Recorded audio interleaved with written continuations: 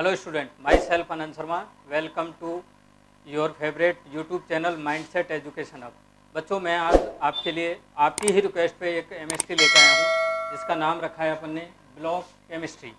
अब बच्चों की एक जनरल प्रॉब्लम होती है कि सर ब्लॉक को कैसे लर्न करें, किस तरह से ब्लॉक की स्टडी करें कि अपने जो है नीट और जेईई में अच्छे से मार्किंग प्राप्त हो सके। तो उसके लिए बच्चों मैं आपको बता रहा हूँ, मैं इस एमएसटी ब्लॉक केमिस्ट्री के अंदर आपको मैं इसको 4 पार्ट में डिवाइड करूँगा। पहला जो पार्ट है उसमें पीरियोडिक प्रॉपर्टी अपन स्टडी करेंगे। सेकंड पार्ट के अंदर अपन फिजिकल प्रॉपर्टी स्टार्ट करेंगे। फिजिकल प्रॉपर्टी मतलब density, melting point, boiling point, इनकी स्टडी करेंगे। Third part chemical properties. Chemical properties में जो इसके अंदर केमिकल रिएक्शंस आती हैं, ये बच्चों की बड़ी समस्या होती है कि सर केमिकल रिएक्शन को कैसे लर्न करें। तो मैं उसकी आने वाले टाइम में एक एमएसटी बना रहा हूं और वो आपको इतनी शानदार एमएसटी होगी कि आपके सारे क्वेश्चन उससे सॉल्व होंगे बच्चों। फिर लास्ट में अपन इनकी एक एमएसटी और बनाएंगे, वो है केमिकल कंपाउंड्स की, और केमिकल कंपाउंड का फॉर्मेशन, रिएक्शन वगैरह सब कैसे आएंगे अपन उसमें क्लियर करेंगे बच्चों। इस तरह से पूरी ब्लॉक केमिस्ट्री अपन 2-3 एमएसटी में कंप्लीट करने वाले हैं। क्लियर है बच्चों। अब पहली जो एमएसटी है वो है पीरियोडिक प्रॉपर्टीज़ ऑफ एलिमेंट।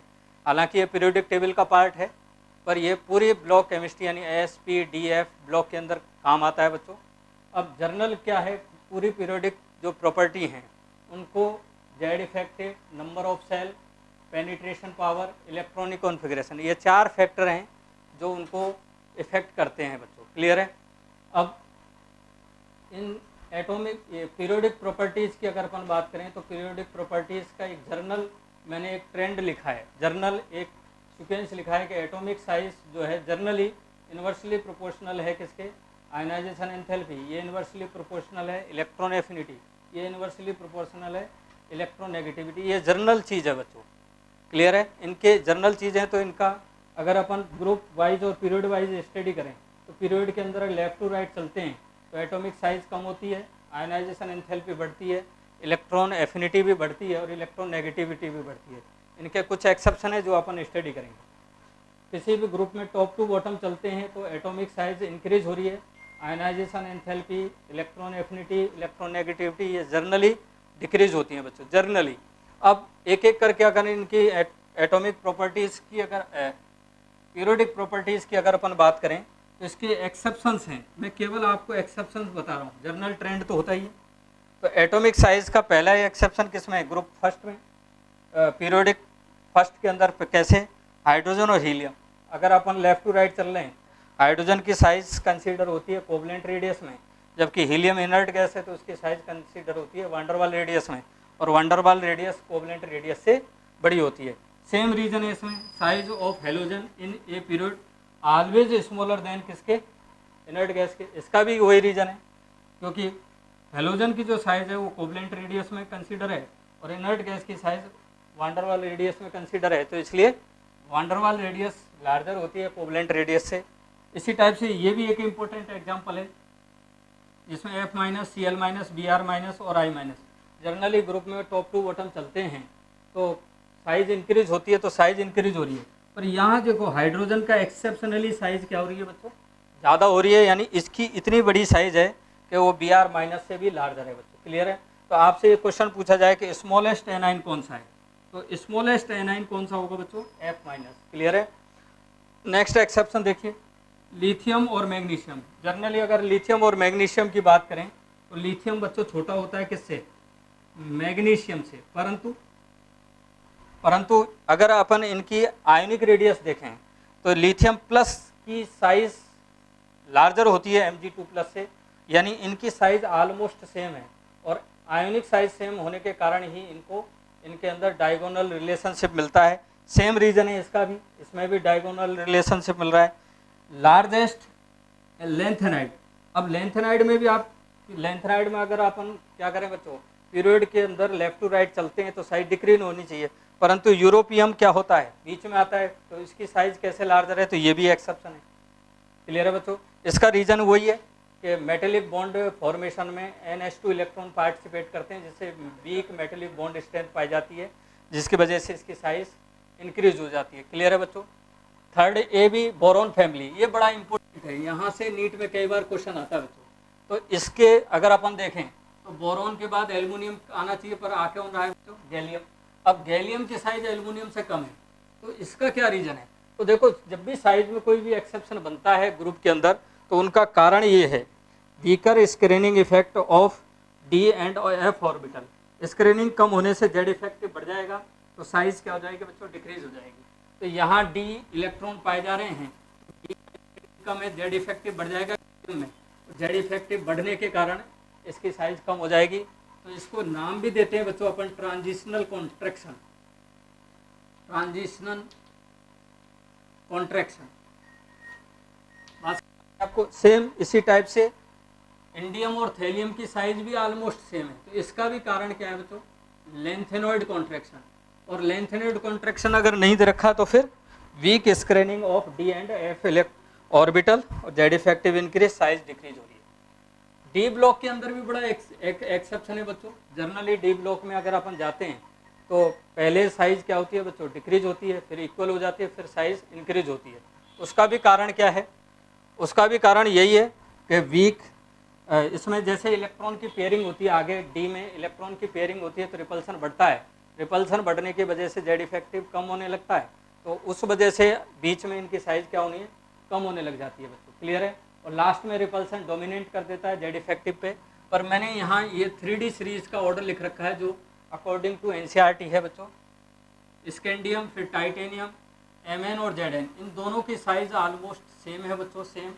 और फिर वेनेडियम, फिर क्रोमियम, फिर कॉपर, फिर आयरन, फिर कोबाल्ट, निकल, इनकी साइज अकॉर्डिंग टू NCERT मैंने आपको लिखी है बच्चों। क्लियर है? आप इसको कैसे लर्न कर सकते हो? देखो, इसका भी तरीका क्या है। साइंस टीचर के मन में जस्ता बेकार क्यों फेंको नहीं, यानी क्या लिखा है? साइंस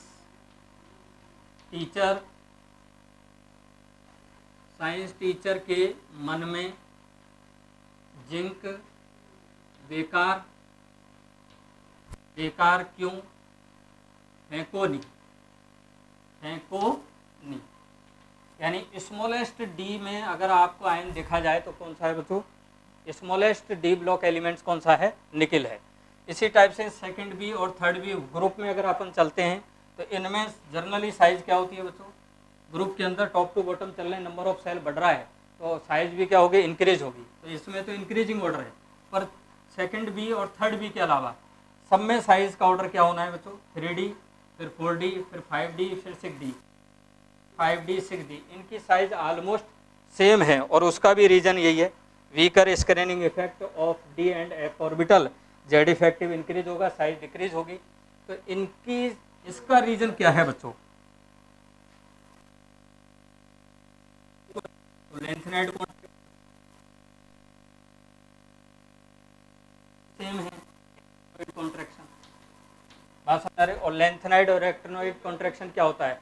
डी और एफ की जो है स्क्रीनिंग इफेक्ट जो होता है वीकर होता है, और वीक होता है तो जेड इफेक्टिव इंक्रीज हो जाएगा। जेड इफेक्टिव इंक्रीज होता है तो जो साइज डिक्रीज होने लग जाती है, इसलिए इसको लेंथेनाइड और एक्टिनोइड कॉन्ट्रैक्शन करेंगे। इसी टाइप से सेकंड जो प्रॉपर्टी है, पीरियोडिक प्रॉपर्टी, वो है आयोनाइजेशन एंथैल्पी। यानी एक इलेक्ट्रॉन को रिमूव करने के लिए दी गई एनर्जी क्या कहलाती है? Ionisation enthalpy. और इसकी वैल्यू हमेशा क्या होगी बच्चों? पॉजिटिव। और इसको अपन किस में नोट डाउन करेंगे बच्चों? पर एटम या इलेक्ट्रॉन वोल्ट पर मोल भी लिख सकते हैं, ये यूनिट है इसकी। अब इनमें भी अगर इनको इफेक्ट करने वाले फैक्टर हैं तो ये चारों ही फैक्टर हैं जो आयोनाइजेशन एंथैल्पी इफेक्ट करेंगे बच्चों। क्लियर है? अब इनके भी कुछ एक्सेप्शन हैं, इनको किस तरह से अपन लर्न करेंगे तो देखिए, एस और पी के लिए मैंने ट्रिक्स बना रखी है। अपनी ट्रिक्स क्या है देखो, एस और पी में चलिए तो 1 1 2 2 4 3 5 6 क्या है बच्चों? 1 1 3 5 6। इसका क्या मतलब है? जैसे मैंने एक एग्जांपल लिया है, सेकंड आवर्त के एलिमेंट हैं lithium, beryllium, boron, carbon, nitrogen, इनका इलेक्ट्रॉनिक कॉन्फ़िगरेशन लिख रखा है। तो देखो लेफ्ट टू राइट चलिए, 1 पहले कहाँ आ रहा है? लिथियम में, तो I1 पहला इलेक्ट्रॉन निकाल रहे हैं तो I1। तो देखो लिथियम के फिर बाद 1 कहाँ आ रहा है बच्चों? बोरोन। फिर 2 कहाँ आ रहा है? बेरिलियम। फिर 2 है कार्बन। फिर देखिए 4 कहाँ आ रहा है बच्चों? ऑक्सीजन। फिर 3 नाइट्रोजन, फिर 5 और 6 यानी फ्लोरीन और नियो, ये सीक्वेंस है। इसी ट्रिक से अपन second ionisation enthalpy, third ionisation enthalpy भी कैलकुलेट कर सकते हैं, पर उसका कंडीशन क्या है कि सेल, नंबर ऑफ सेल की वैल्यू क्या होनी चाहिए, सेम होनी चाहिए। इसी टाइप से डी ब्लॉक एलिमेंट्स में अगर अपन देखें तो डी ब्लॉक एलिमेंट्स में अगर अपन पीरियड के अंदर लेफ्ट टू राइट चलते हैं तो आयनाइजेशन एंथैल्पी इंक्रीज होनी चाहिए थी, पर यहाँ भी एक एक्सेप्शन है। और एक्सेप्शन कैसे लर्न करोगे, 2 6 7 में आई घटेगी, बाकी सभी में आई बढ़ेगी। तो इसका क्या मतलब, देखो ये फर्स्ट स्टेप, ये सेकंड स्टेप, ये थर्ड स्टेप, ये फोर्थ, ये 5, ये 6, ये 7, ये 8 और ये 9 स्टेप्स हैं। अब इनमें देखो, पहले आप इसमें देख लो 2 6 7 में डिक्रीज कर दो और बाकी में सब में इंक्रीज करेंगे। तो ये डिक्रीज हो रहा है बच्चों, 2 में डिक्रीज हो गया, 6 में डिक्रीज हो रहा है, 7 में भी डिक्रीज हो रहा है, बाकी सब में क्या होगा बच्चों, इंक्रीज होगा। तो ये इंक्रीजिंग ऑर्डर।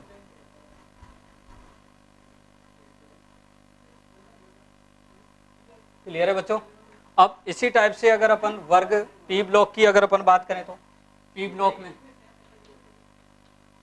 में देखो अगेन बहुत इंपॉर्टेंट है ये बोरॉन फैमिली, नीट और जेई के हिसाब से बड़ा इंपॉर्टेंट है। अब बोरॉन फैमिली में क्या है बच्चों, बोरॉन के बाद थैलियम आता है, फिर गैलियम आता है, फिर एल्युमिनियम आता है, फिर इंडियम आता है। तो थैलियम में लेंथेनाइड कॉन्ट्रैक्शन है, जेड इफेक्टिव बढ़ गया है तो आयनाइजेशन एंथैल्पी बढ़ जाएगी बच्चों। क्लियर है। इसी टाइप से गैलियम में ट्रांजिशनल कॉन्ट्रैक्शन है, जेड इफेक्टिव बढ़ रहा है तो यहाँ भी आयनाइजेशन एंथैल्पी बढ़ रही है। तो इसको कैसे याद रखोगे, देखो बैठेगा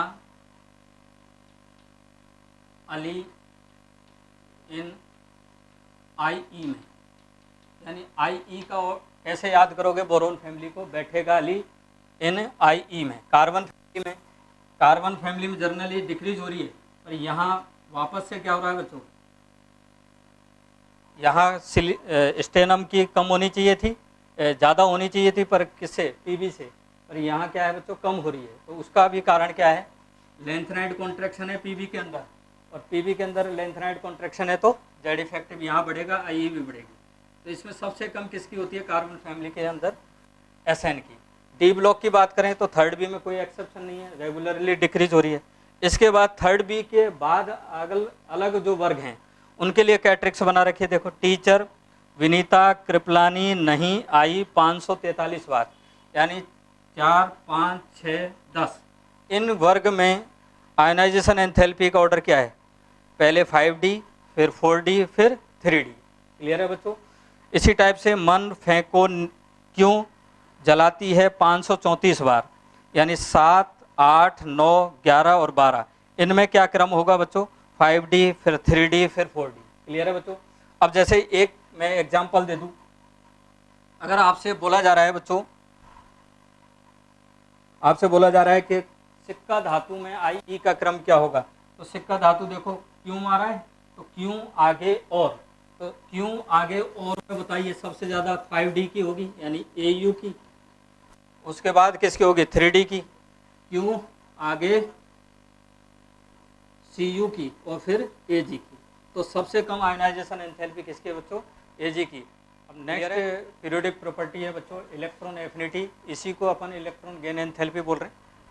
अब इलेक्ट्रॉन गेन एंथैल्पी की जनरली जो वैल्यू होती है वो नेगेटिव होती है बच्चों। इसका मतलब जनरली इलेक्ट्रॉन एफिनिटी की जो प्रोसेस है, यानी इलेक्ट्रॉन ऐड करने की जो प्रोसेस है जनरली वो कैसी होती है, एक्सोथर्मिक।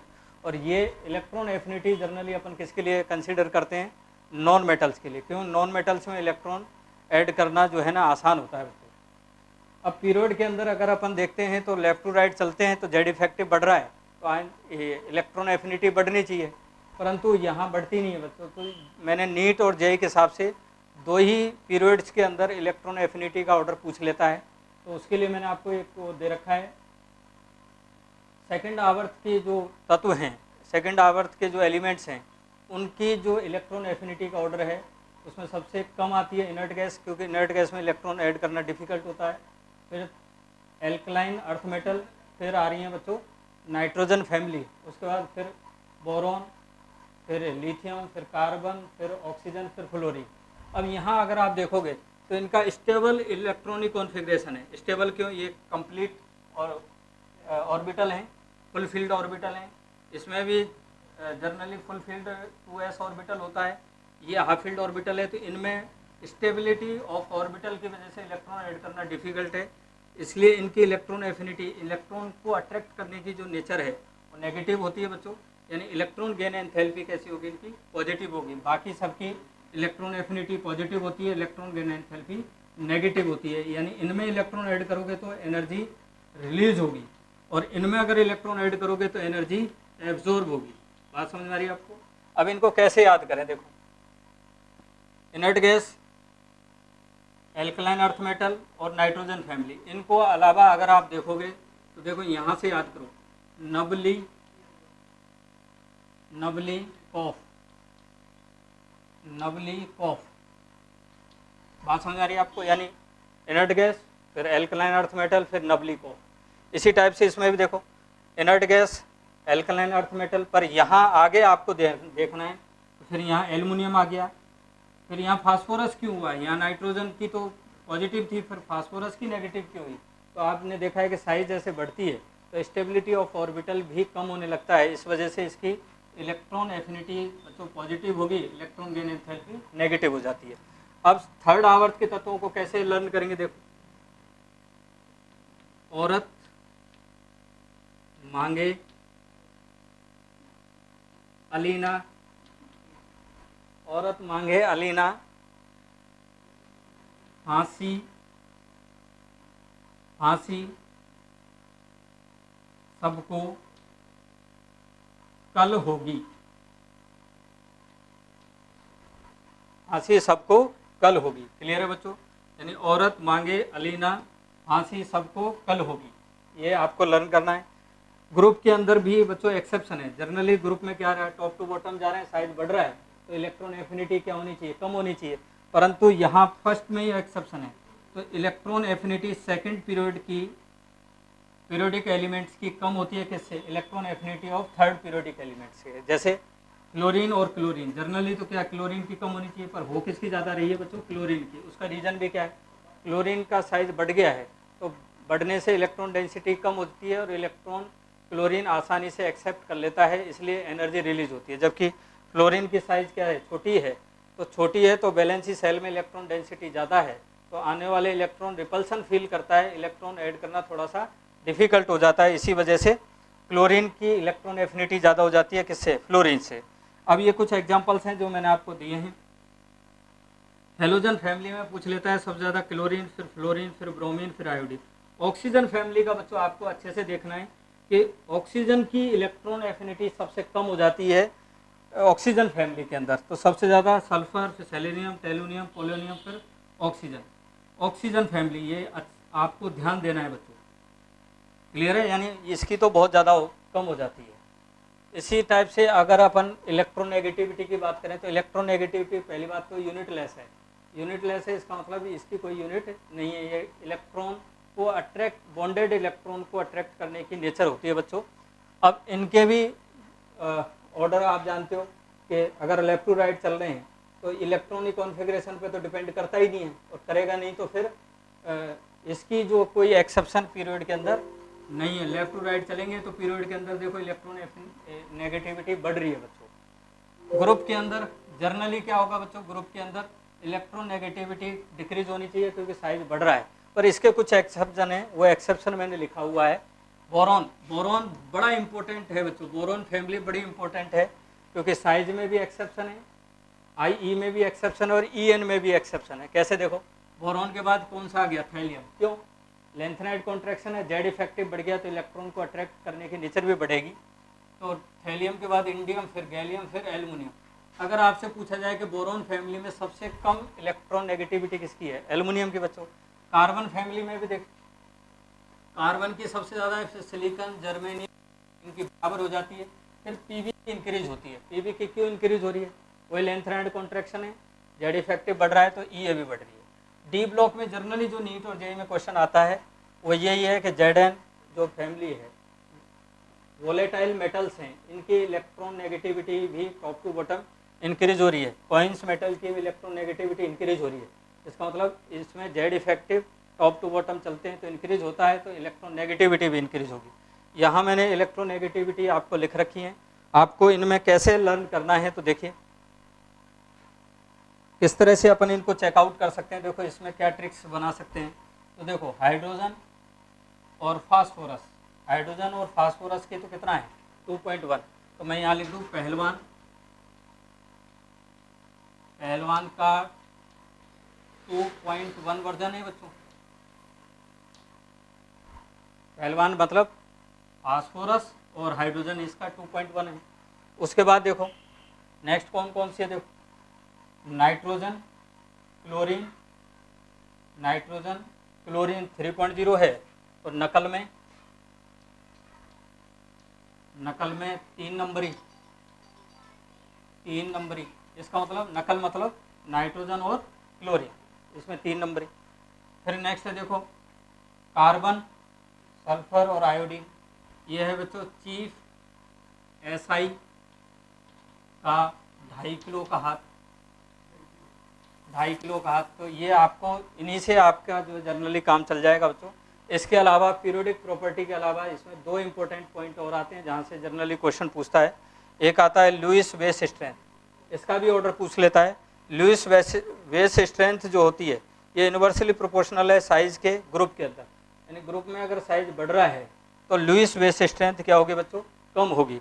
तो अगर मैं इनकी लुईस वेस स्ट्रेंथ का ऑर्डर देखें तो fluorine, chlorine, bromine, iodine, size बढ़ रहा है तो लुईस वेस स्ट्रेंथ इनकी क्या होगी बच्चों, कम होगी।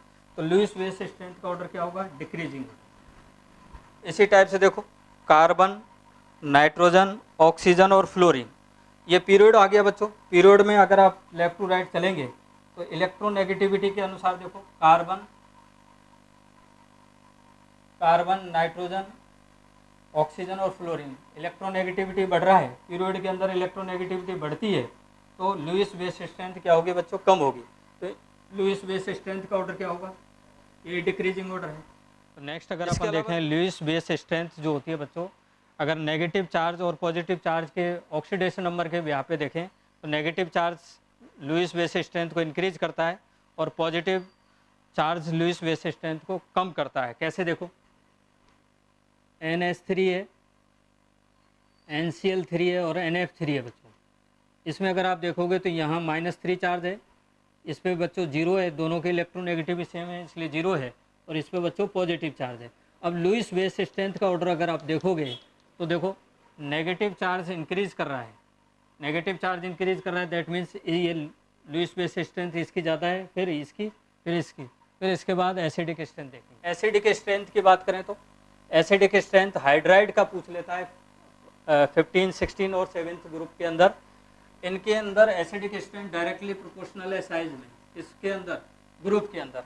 तो ग्रुप में टॉप टू बॉटम चलेंगे, साइज बढ़ेगा, तो साइज बढ़ेगा तो हाइड्राइड की एसिडिक स्ट्रेंथ भी क्या होगी बच्चों, बढ़ेगी, तो एसिडिक स्ट्रेंथ का ऑर्डर इंक्रीजिंग ऑर्डर होगा। इसी टाइप से देखो नाइट्रोजन, फास्फोरस, आर्सेनिक, इनमें भी साइज इंक्रीज हो रही है तो एसिडिक स्ट्रेंथ भी इंक्रीज होगी। बात समझ आ रही है आपको, पर ये देखना केवल हाइड्राइड के अंदर, ये इंपॉर्टेंट चीज़ है बच्चों। हाइड्राइड में अगर अपन एसिडिक स्ट्रेंथ देखें तो डायरेक्टली प्रोपोर्शनल है साइज के किसके, ग्रुप्स के अंदर। इसमें भी अगर एसिडिक स्ट्रेंथ देखेंगे तो टॉप टू बॉटम इंक्रीज हो रही है। पीरियड के अंदर अगर अपन देखें तो एसिडिक स्ट्रेंथ डायरेक्टली प्रोपोर्शनल है इलेक्ट्रोनेगेटिविटी पीरियड के अंदर। तो पीरियड के अंदर लेफ्ट टू राइट चलेंगे तो ये बढ़ेगा तो एसिडिक स्ट्रेंथ भी बढ़ेगी, तो ये ऑर्डर होना है बच्चों। इसमें एक और आता है नेचर ऑफ ऑक्साइड, ऑक्साइडों के नेचर भी पूछ लेता है कई बार। तो एसिडिक स्ट्रेंथ जो होती है पॉजिटिव चार्ज के कैसी है बच्चों, डायरेक्टली प्रोपोर्शनल है, यानी +1 और +2 ऑक्सीडेशन नंबर है तो बेसिक स्ट्रेंथ है। जनरली जो है ना फर्स्ट ईयर और सेकंड ईयर एलिमेंट्स आते हैं इसमें। उसके बाद +5, +6, +7 ये हैं तो एसिडिक ऑक्साइड होंगे। न्यूट्रल ऑक्साइड फिक्स हैं बच्चों, N2O, H2O, N2O, CO और NO। इनके अलावा OF2 भी अपन इसमें कंसीडर कर सकते हैं। इसके बाद जो आते हैं बच्चों वो आते हैं न्यूट्रल ऑक्साइड। न्यूट्रल ऑक्साइड मैंने आपको बता दिया। इसके बाद आएंगे एम्फोटेरिक, एम्फोटेरिक ऑक्साइड भी फिक्स है बच्चों। इसके भी मैंने आपको ट्रिक्स बना रखे, देखो शंकर प्रभु के मंदिर में जिंक एल्युमिनियम की बैलगाड़ी सब AC, यानी क्या ट्रिक्स है देखो, शंकर प्रभु के मंदिर में जिंक,